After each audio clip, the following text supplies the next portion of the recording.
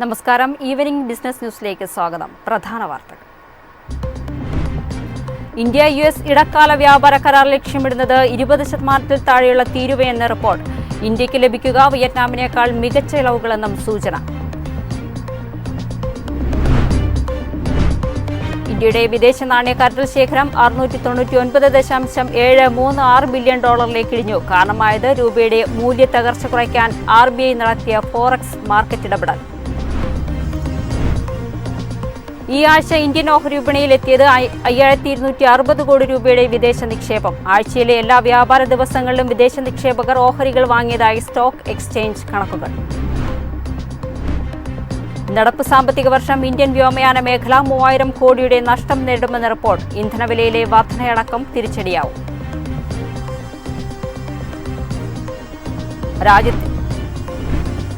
രാജ്യത്തെ മൊത്ത പ്രത്യക്ഷ നികുതി സമാഹരണം ഇടിഞ്ഞു. സർക്കാർ നികുതി സേവനങ്ങൾ വേഗത്തിലാക്കിയതോടെയാണ് 1.3% കുറവുണ്ടായത്.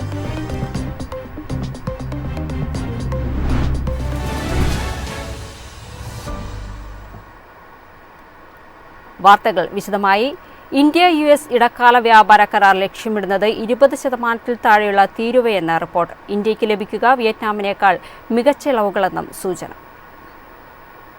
നേരത്തെ ശുപാർശ ചെയ്ത 26% താരതമ്യം ചെയ്യുമ്പോൾ ആശ്വാസകരമായ ഇളവാണ് ഇടക്കാല കരാറിൽ ലഭിക്കാനിരിക്കുന്നത്. നിർദ്ദിഷ്ട താരിഫ് നിരക്കിലുള്ള കരാറിനുള്ള ചർച്ചയാണ് ഇപ്പോൾ നടക്കുന്നതെന്നും ബ്ലൂംബർഗ് റിപ്പോർട്ട് ചെയ്യുന്നു. ഈ വർഷം അവസാനത്തോടെയാണ് അന്തിമ കരാറിലേക്ക് കടക്കുക.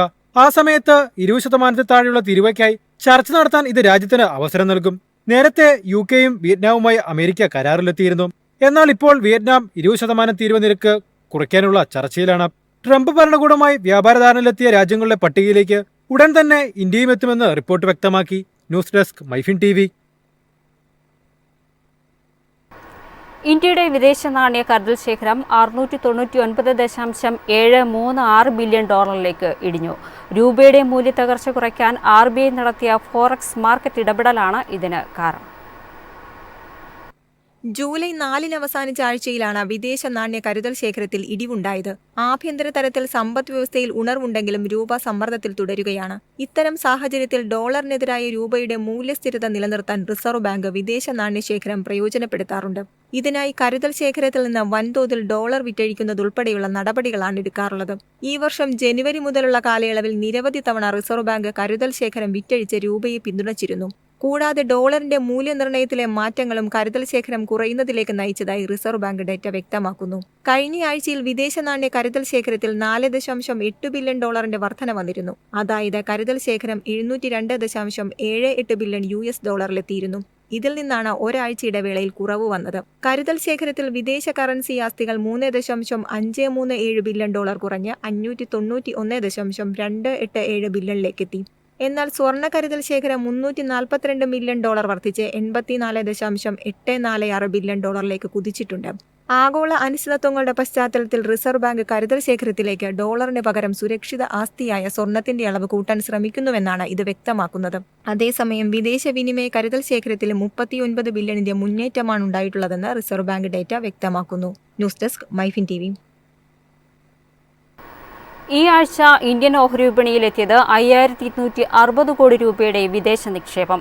ആഴ്ചയിലെ എല്ലാ വ്യാപാര ദിവസങ്ങളിലും വിദേശ നിക്ഷേപകർ ഓഹരികൾ വാങ്ങിയതായി സ്റ്റോക്ക് എക്സ്ചേഞ്ചിന്റെ കണക്കുകൾ. ജൂലൈ 7 മുതൽ ജൂലൈ 11 വരെ വിദേശ പോർട്ട്ഫോളിയോ നിക്ഷേപകർ ഇന്ത്യൻ ഓഹരി വിപണിയിൽ നിന്ന് 5260 കോടി രൂപയുടെ ഓഹരികൾ വാങ്ങി. ചൊവ്വാഴ്ചയാണ് ഏറ്റവും ഉയർന്ന വിദേശ നിക്ഷേപം രേഖപ്പെടുത്തിയത്.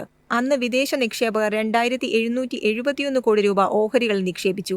ഇത് ഇന്ത്യൻ വിപണികളോടുള്ള നിക്ഷേപക വികാരത്തിന്റെ പോസിറ്റീവ് സൂചനയാണ്. ജൂലൈ മാസത്തിൽ ഓഹരികളിലെ വിദേശ നിക്ഷേപകരുടെ മൊത്തം നിക്ഷേപം 3839 കോടി രൂപയിലെത്തി.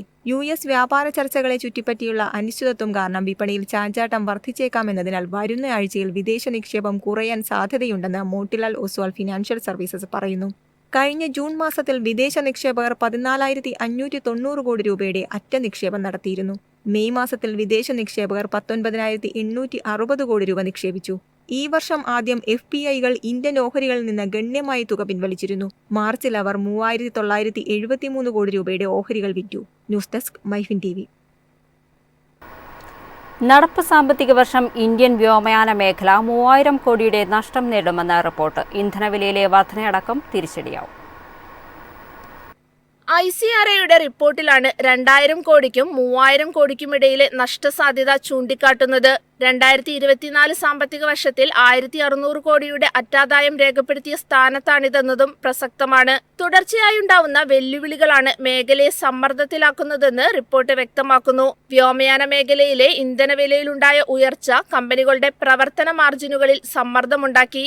കടുത്ത മത്സരം കാരണം വിമാന നിരക്കുകൾ കൂട്ടാൻ സാധിക്കുന്നില്ല. മത്സരാധിഷ്ഠിത ടിക്കറ്റ് വില നിർണ്ണയം വരുമാനത്തിൽ പ്രത്യാഘാതം സൃഷ്ടിക്കുന്നുണ്ട്. പുതിയ വിമാനങ്ങൾ സർവീസിന് എത്തിക്കുന്നതിന്റെ ഭാഗമായി വാടക ഇനത്തിലും പലിശ ഇനത്തിലും ചെലവ് വർദ്ധിച്ചു. ഇവയെല്ലാം കടബാധ്യത ഉയരാൻ കാരണമായെന്നും റിപ്പോർട്ട് വ്യക്തമാക്കി. അതേസമയം മേഖലയിൽ തിരിച്ചുവരവിന്റെ ലക്ഷണങ്ങൾ പ്രകടമാണ്. യാത്രക്കാരുടെ എണ്ണത്തിലുണ്ടായ വർധന ഇതിന് ഉദാഹരണമാണെന്നും റിപ്പോർട്ട് ചൂണ്ടിക്കാട്ടി. News desk MyFin TV. രാജ്യത്തെ മൊത്ത പ്രത്യക്ഷ നികുതി സമാഹരണം ഇടിഞ്ഞു. സർക്കാർ നികുതി സേവനങ്ങൾ വേഗത്തിലാക്കിയതോടെയാണ് 1.3% കുറവുണ്ടായത്. സാമ്പത്തിക വർഷത്തിന്റെ ആദ്യപാദത്തിൽ ടാക്സ് റീഫണ്ടിലുണ്ടായ വലിയ വർധനയാണ് പ്രത്യക്ഷ നികുതി സമാഹരണത്തിൽ കുറവുണ്ടാക്കിയത്. 1 ലക്ഷം കോടി രൂപയുടെ റീഫണ്ടിംഗ് ആണ് ഇത്തവണ നടത്തിയത്. കഴിഞ്ഞ വർഷം ഇതേ കാലയളവിലെ റീഫണ്ടിംഗ് 74,000 കോടി രൂപ മാത്രമായിരുന്നു. റീഫണ്ടിംഗ് തുകയിൽ 38% വർധനയുണ്ടായി. സർക്കാർ റീഫണ്ടുകൾ വേഗത്തിൽ പ്രോസസ് ചെയ്യുന്നുണ്ടെന്നാണ് ഈ ഡാറ്റ വ്യക്തമാക്കുന്നത്. നികുതിദായകരുടെ വിശ്വാസ്യത മെച്ചപ്പെടുത്താനും ബിസിനസ് സൗഹൃദ അന്തരീക്ഷം സൃഷ്ടിച്ച് സമ്പദ് വ്യവസ്ഥയ്ക്ക് ഉണർവേകാനുമുള്ള സർക്കാർ നീക്കത്തിന്റെ പ്രതിഫലനമാണിതെന്ന് ഷർദുൽ അമൽചന്ദ് മംഗൾദാസ് ആൻഡ് കമ്പനിയിലെ ഗൗരി പുരി പറഞ്ഞു. നികുതി കാര്യക്ഷമതയ്ക്കും സുതാര്യതയ്ക്കും സർക്കാർ മുൻഗണന നൽകുന്നുണ്ട്. ഇത് താൽക്കാലികമായി അറ്റ നികുതി വരുമാനം കുറച്ചേക്കാം, എന്നാൽ ദീർഘകാലാടിസ്ഥാനത്തിൽ സമ്പദ് വ്യവസ്ഥയുടെ മുന്നേറ്റത്തിന് വഴിയൊരുക്കുമെന്നും അവർ വ്യക്തമാക്കി. കൂടാതെ ഏപ്രിൽ 1-നും ജൂലൈ 11-നുമിടയിലെ കാലയളവിൽ കോർപ്പറേറ്റ് നികുതി വരുമാനത്തിൽ കുറവുണ്ടായതും മൊത്തത്തിലുള്ള ഇടിവിന് കാരണമായി. ആദായ നികുതി വകുപ്പിന്റെ റിപ്പോർട്ട് പ്രകാരം കോർപ്പറേറ്റ് നികുതി സമാഹരണത്തിൽ 4% കുറവാണ് രേഖപ്പെടുത്തിയത്. News desk MyFin TV. ഇന്നത്തെ സ്വർണം വെള്ളി നിരക്കുകൾ. സംസ്ഥാനത്ത് സ്വർണം വെള്ളി വിലകൾ വീണ്ടും കുതിച്ചുകയറി. ഗ്രാമിന് 65 രൂപയും പവന് 520 രൂപയുമാണ് വർദ്ധിച്ചത്. ഇതോടെ സ്വർണം ഗ്രാമിന് 9,140 രൂപയായി ഉയർന്നു. പവന് വില 73,120 രൂപയുമായി. 18 ക്യാരറ്റ് സ്വർണ്ണവിലയിലും ഇന്ന് ആനുപാതികമായ വർധനയുണ്ടായിട്ടുണ്ട്. ഗ്രാമിന് 55 രൂപ വർദ്ധിച്ച് 7,490-ലെത്തി. വെള്ളി വിലയും ഉയർന്നു. വെള്ളിക്ക് 4 രൂപ വർദ്ധിച്ച് ഗ്രാമിന് 122 രൂപയായി. ഇനി കേരള വാർത്തകൾ നോക്കാം. ക്രിക്കറ്റിനെ കേരളത്തിന്റെ ടൂറിസം മേഖലയുമായി കോർത്തിണക്കി സംസ്ഥാനത്തിന്റെ സാമ്പത്തിക മേഖലയ്ക്ക് കുതിപ്പേകാൻ കേരള ക്രിക്കറ്റ് അസോസിയേഷൻ. KCL സമ്മാനിച്ച ക്രിക്കറ്റ് ആവേശവും ആദ്യ സീസണിന്റെ വൻ വിജയവും കണക്കിലെടുത്താണ് തീരുമാനം. വിശദാംശങ്ങളുമായി തിരുവനന്തപുരത്ത് നിന്നും അമൽ ചേരുന്നു. അമൽ, കേൾക്കാമെങ്കിൽ കേരളത്തിന്റെ ടൂറിസം മേഖലയുമായി ബന്ധപ്പെടുത്തിയാണ് KCA പുതിയൊരു പദ്ധതി ആവിഷ്കരിക്കുന്നത്. ഇത് കേരളത്തിന്റെ സാമ്പത്തിക മേഖലയ്ക്ക് എത്തരത്തിൽ മുതൽക്കൂട്ടാകും? KCAയുടെ ഒരു വിലയിരുത്തൽ എന്തൊക്കെയാണ്? ചീന കേരള ക്രിക്കറ്റ് ലീഗിനെ കേരളത്തിന്റെ ടൂറിസവുമായി കോർത്തിണക്കി കൂടുതൽ ആഭ്യന്തര വിനോദസഞ്ചാരികളെ ആകർഷിക്കുക എന്ന ലക്ഷ്യത്തോടെ ക്രിക്കറ്റ് ടൂറിസം പദ്ധതി യാഥാർത്ഥ്യമാക്കുവാനാണ് നീക്കം. സംസ്ഥാന ടൂറിസം വകുപ്പുമായി സഹകരിച്ച് വിപുലമായ പദ്ധതികൾക്കാണ് KCA രൂപം നൽകിയിരിക്കുന്നത്. കേവലം കളിക്കളത്തിലെ പ്രകടനങ്ങൾക്കപ്പുറം ക്രിക്കറ്റിനെ ഒരു സാംസ്കാരിക അനുഭവമാക്കി മാറ്റി അതുവഴി സംസ്ഥാനത്തിന്റെ സാമ്പത്തിക മേഖലയ്ക്ക് ഉണർവേകുകയാണ് ലക്ഷ്യം. കഴിഞ്ഞ വർഷം ആരംഭിച്ച കേരള ക്രിക്കറ്റ് ലീഗാണ് പദ്ധതിയുടെ നട്ടെല്ല്. പ്രാദേശിക ടീമുകൾ തമ്മിൽ ഏറ്റുമുട്ടുമ്പോൾ ജില്ലകൾക്കിടയിൽ വലിയ ആരാധക പ്രവാഹം ഉണ്ടാകുമെന്നാണ് KCAയുടെ കണക്കുകൂട്ടൽ. തിരുവനന്തപുരത്ത് നടക്കുന്ന മത്സരം കാണാൻ കോഴിക്കോട് നിന്നും കൊച്ചിയിൽ നിന്നും മലബാർ മേഖലയിൽ നിന്നും ആയിരക്കണക്കിന് ക്രിക്കറ്റ് പ്രേമികളെത്തും. ഇവരുടെ യാത്ര, താമസം, ഭക്ഷണം എന്നിവയിലൂടെ പ്രാദേശിക വിപണിക്ക് വലിയ സാമ്പത്തിക നേട്ടമുണ്ടാകുമെന്നാണ് വിലയിരുത്തൽ. മത്സരങ്ങൾ കാണാനെത്തുന്ന ആൾക്കാരെ കൂടുതൽ ദിവസം തങ്ങാൻ ഉതകുന്ന തരത്തിലുള്ള വിനോദ പരിപാടികൾ ഉൾപ്പെടുത്തി കൂടുതൽ ആകർഷകമാക്കാനും KCA പദ്ധതിയിടുന്നുണ്ട്. KCL നടക്കുന്ന മാസങ്ങളിൽ സ്പെഷ്യൽ റേറ്റ് നൽകാൻ ഹോട്ടൽ, റെസ്റ്റോറന്റ് ഉടമകളുമായി ചർച്ചകൾ നടക്കുകയാണ്. ഇത്തരം നടപടികൾ അതത് മേഖലകൾക്ക് പുത്തൻ ഉണർവ് നൽകുമെന്നാണ് കണക്കുകൂട്ടൽ. ക്രിക്കറ്റ് മത്സരങ്ങൾ ടൂറിസം സീസണുകളിൽ പ്ലാൻ ചെയ്യാൻ സാധിച്ചാൽ കേരളത്തിലേക്ക് സഞ്ചാരികളെ ആകർഷിക്കാൻ സാധിക്കുമെന്നും വിലയിരുത്തലുണ്ട്. മത്സര ടിക്കറ്റിനൊപ്പം ഹോട്ടൽ താമസം, കായൽ യാത്ര, മറ്റ് വിനോദങ്ങൾ എന്നിവ ചേർത്ത് ആകർഷകമായ ക്രിക്കറ്റ് പാക്കേജുകൾ നൽകാൻ ട്രാവൽ ഏജൻസികൾക്കും കഴിയും. ക്രിക്കറ്റ് ടൂറിസം പദ്ധതി മറ്റു ജില്ലകളിലേക്ക് കൊണ്ടുവരുന്നതിന്റെ ഭാഗമായി വരും വർഷങ്ങളിൽ തിരുവനന്തപുരത്തെ സ്റ്റേഡിയങ്ങൾക്ക് പുറമെ മറ്റ് ക്രിക്കറ്റ് ഗ്രൗണ്ടുകളിൽ ലീഗ് മത്സരങ്ങൾ വ്യാപിപ്പിക്കാൻ KCA തയ്യാറെടുപ്പുകൾ തുടങ്ങിയതായി KCA പ്രസിഡന്റ് ജയേഷ് ജോർജ് പറഞ്ഞു.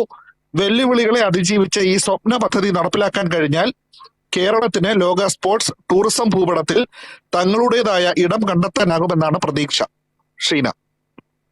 ക്രിക്കറ്റിനെ കേരളത്തിന്റെ ടൂറിസം മേഖലയുമായി ബന്ധപ്പെടുത്തിയ കൂടുതൽ പദ്ധതികൾ KCA ആവിഷ്കരിക്കുകയാണ്. ഇത് കേരളത്തിന്റെ സാമ്പത്തിക മേഖലയ്ക്ക് കൂടുതൽ ഉണർവേകുമെന്നാണ് അമൽ റിപ്പോർട്ട് നൽകിയത്. മറ്റു വാർത്തകൾ നോക്കാം. വൈദ്യുത വാഹനങ്ങളും ഹരിതോർജ്ജവും സമന്വയിപ്പിക്കുന്നതിന് സഹായകമായ വെഹിക്കിൾ ടു ഗ്രിഡ് ഫീൽഡ് തല പൈലറ്റ് പദ്ധതിക്ക് KSEBയിൽ തുടക്കമായി. മുംബൈ IIയുമായി സഹകരിച്ചാണ് പദ്ധതി നടപ്പാക്കുക. സോളാർ മണിക്കൂറിൽ സുലഭമായി ലഭിക്കുന്ന വൈദ്യുത വാഹനത്തിന്റെ ബാറ്ററിയിൽ ശേഖരിച്ച് ആവശ്യകത കൂടിയ പീക്ക് മണിക്കൂറുകളിൽ ഗ്രിഡിലേക്ക് തിരികെ ലഭ്യമാക്കുന്ന പദ്ധതിയാണിത്. ഫീൽഡ് തലത്തിലുള്ള വിന്യാസം ഉൾപ്പെടെ ഉൾക്കൊള്ളുന്ന രാജ്യത്തെ ആദ്യ ബൃഹത് പദ്ധതിയായാണ് ഇത് വിഭാവനം ചെയ്തിരിക്കുന്നത്. 2 ഘട്ടങ്ങളായി ആയിരിക്കും KSEBയിൽ V2G പദ്ധതി നടപ്പിലാക്കുക. ആദ്യഘട്ടമെന്ന നിലയിൽ സാങ്കേതിക റെഗുലേറ്ററി ഘടകങ്ങൾ ഉൾപ്പെടുത്തിക്കൊണ്ട് വിശദമായ സാധ്യതാ പഠനം നടത്തും. തുടർന്ന് KSEBയുടെ വിതരണ ശൃംഖല പ്രയോജനപ്പെടുത്തി പൈലറ്റ് V2G സംവിധാനം സ്ഥാപിക്കും. ഇതിലൂടെ peak shaving, frequency regulation, roof top solar integration, demand response തുടങ്ങിയവ സാധ്യമാകുമെന്നാണ് പ്രതീക്ഷിക്കുന്നത്.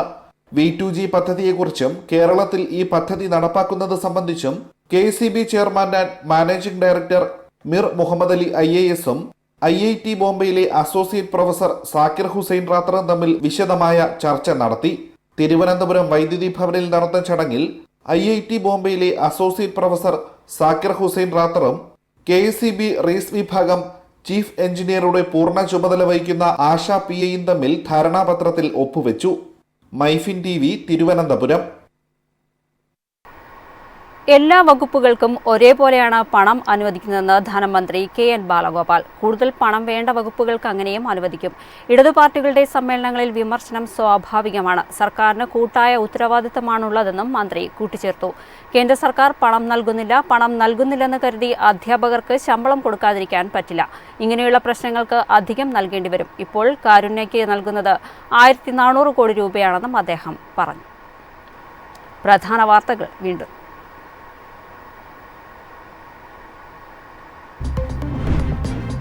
ഇന്ത്യ-US ഇടക്കാല വ്യാപാര കരാർ ലക്ഷ്യമിടുന്നത് 20% താഴെയുള്ള തീരുവയെന്ന് റിപ്പോർട്ട്. ഇന്ത്യക്ക് ലഭിക്കുക വിയറ്റ്നാമിനേക്കാൾ മികച്ച ഇളവുകളെന്നും സൂചന.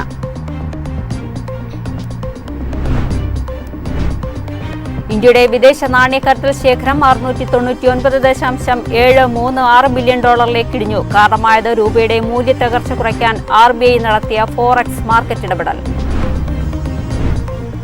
ഈ ആഴ്ച ഇന്ത്യൻ ഓഹരി വിപണിയിൽ എത്തിയത് 5260 കോടി രൂപയുടെ വിദേശ നിക്ഷേപം. ആഴ്ചയിലെ എല്ലാ വ്യാപാര ദിവസങ്ങളിലും വിദേശ നിക്ഷേപകർ ഓഹരികൾ വാങ്ങിയതായി സ്റ്റോക്ക് എക്സ്ചേഞ്ച് കണക്കുകൾ.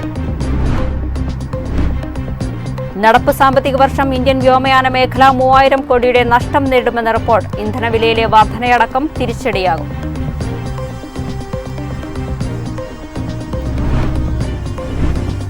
രാജ്യത്തെ മൊത്ത പ്രത്യക്ഷ നികുതി സമാഹരണം ഇടിഞ്ഞു. സർക്കാർ നികുതി സേവനങ്ങൾ വേഗത്തിലാക്കിയതോടെയാണ് 1.3% കുറവുണ്ടായത്.